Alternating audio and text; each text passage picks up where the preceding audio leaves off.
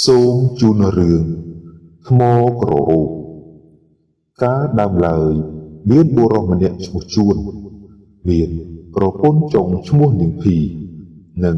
មានកូនស្រីប្រពន្ធដើមម្នាក់អាយុ12ឆ្នាំឈ្មោះនាងភ័ណ្ឌនាងភីជាម្ដាយចុងតែងតែធ្វើបាបនាងភ័ណ្ឌគ្មានលួសថ្ងៃណាឡើយ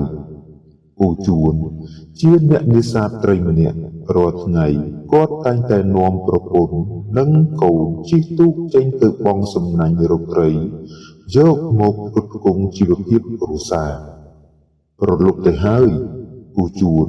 បង់សំណាញ់ចុងក្រោយស្រាប់តែភ្ញាក់ផ្អើលយ៉ាងខ្លាំងព្រោះឃើញក្នុងសំណាញ់មានត្រីពីរដែលមានសុពលល្អដូចមាសពណ៌ភ្លឺផ្លេកចាំងព្រិចព្រាកពេលនោះនាងភីត្រេកអរយ៉ាងខ្លាំងក៏ស្ទុះទៅចាប់ប្រសោបត្រីជាប់ហើយនិយាយថាខ្ញុំនឹងយកត្រីនេះទៅលក់មកជាបានលុយច្រើនមិនខានព្រោះវាជាត្រីចម្លែកនាងភ័ណ្ឌសម្លឹងមើលត្រីយូរទៅហាក់ដូចជាឃើញត្រីនេះបើកភ្នែកសម្លឹងមើលនាងភ្លឹះហើយឃើញមាត់ត្រីមហូបហាក់ដូចជាអង្គថាកុំយកពួកគេទៅលក់អីភ្លាមនោះនាងភ័ណ្ឌងើបមើលមុខពុកម្ដាយក៏លើកដៃសំពះអង្គថាសូមពុកម៉ែកុំយកត្រីទាំងពីរនេះទៅលក់អីសូមលែងពួកគេទៅក្នុងទឹកវិញទៅយើងធ្វើបុណ្យឲ្យពួកវាម្ដងចុះពេលស្ដាប់ឮហើយនាងភីខឹងណាស់ស្ទុះមកក្របមួយសក់នាងភ័ណ្ឌនិយាយថាបុណ្យទានស្អីដាច់ពោះស្អែកហើយមិនគិតទេអីនាងឯងសំតែវារបៀបនេះទៅផ្សំអញត្រូវតែយកវាទៅលក់នេះជាត្រីចម្លែកប្រកបជាបានប្រាក់ច្រើន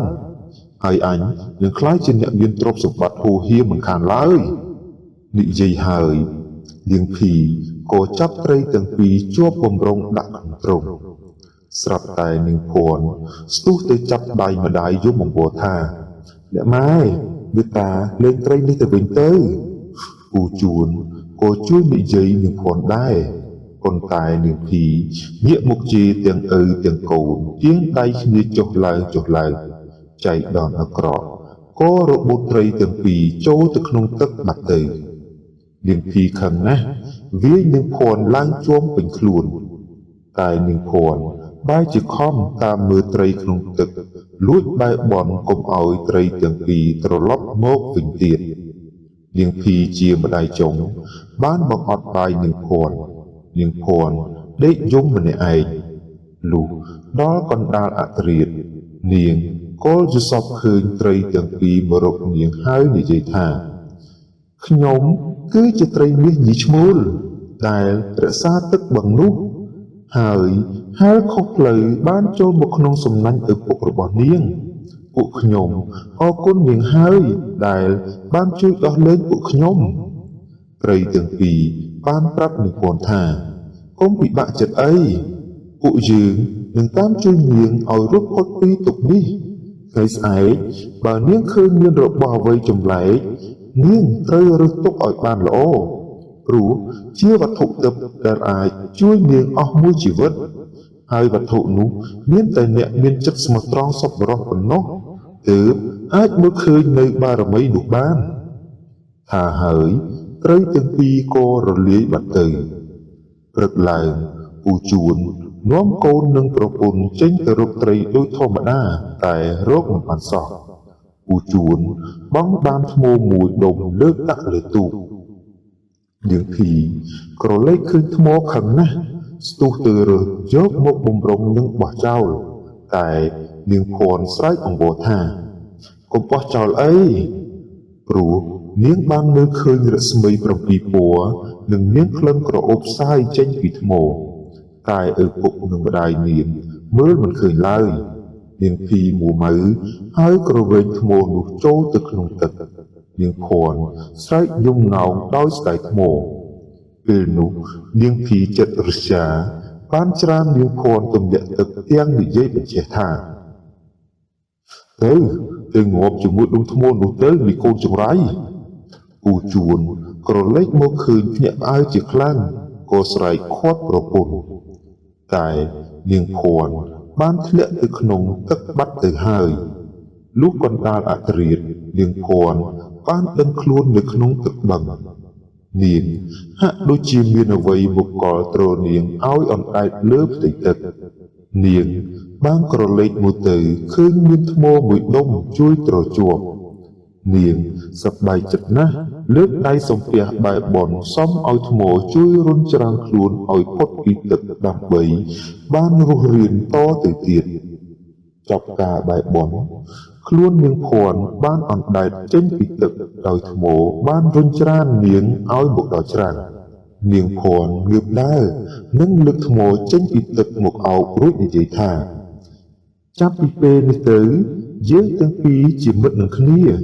ខ្ញុំនឹងស្វែងរកអ្នកដែលមានចិត្តសប្បុរសដើម្បីថែរក្សាថ្មនេះឲ្យបានល្អ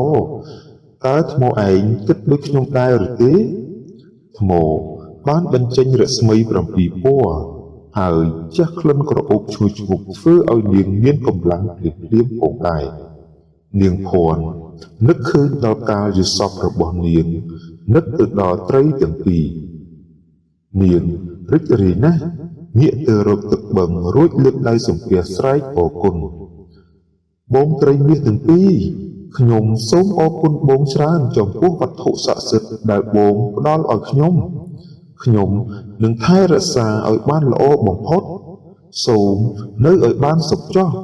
ថាហើយនាងភ័ណ្ឌអោបថ្មដើរចេញទៅត្រីមាសទាំងពីរក៏ផុសចេញពីទឹកលោតហក់យ៉ាងសប្បាយនាងភ័ណ្ឌដើរត្រាច់ចូលពីស្រុកមួយទៅស្រុកមួយនិងអោបថ្មមួយដុំជាប់ខ្លួនថ្ងៃមួយនាងដើរមកដល់ស្រុកមួយដែលមានសេដ្ឋីកំណាញ់ម្នាក់មានកូនប្រុសឈ្មោះរិទ្ធដែលមានអាយុស្រករនឹងនាងផងដែរបន្ទាប់ពីបានស្គាល់គ្នាមកកុមាររិទ្ធនិងនាងភ័ណ្ឌបានចងមិត្តគ្នានាងភ័ណ្ឌបានបង្ហាញរិទ្ធឲ្យឃើញនៅមហិទ្ធិឫទ្ធិនៃថ្មក្រអូបធ្វើឲ្យកុមាររិទ្ធមានការភ្ញាក់ផ្អើលយ៉ាងខ្លាំងដោយ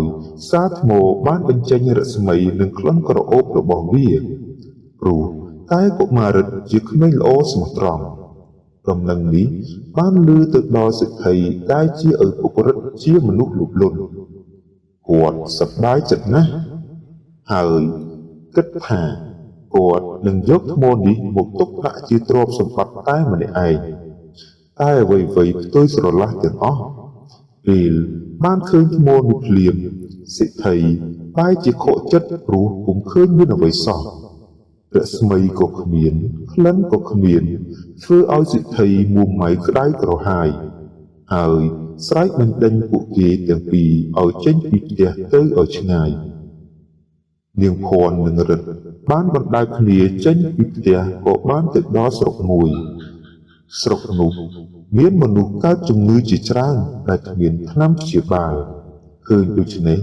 ពួកគេទាំងពីរនាក់បានបួងសួងសូមឲ្យមហិទ្ធិឫទ្ធិនៃថ្មក្រអូបជួយស្រោចស្រង់ជីវិតអ្នកជំងឺផង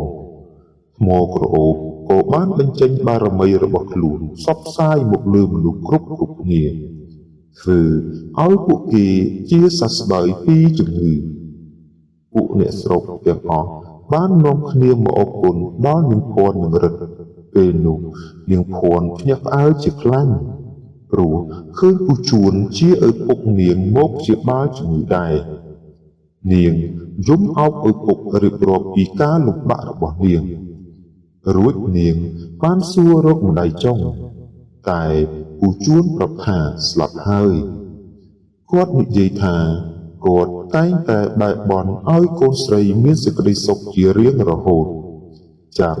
តាំងពីពេលនោះមកនាងភ័ណ្ឌពូជួននិងរិទ្ធរស់នៅជាមួយគ្នាយ៉ាងសុខសាន្ត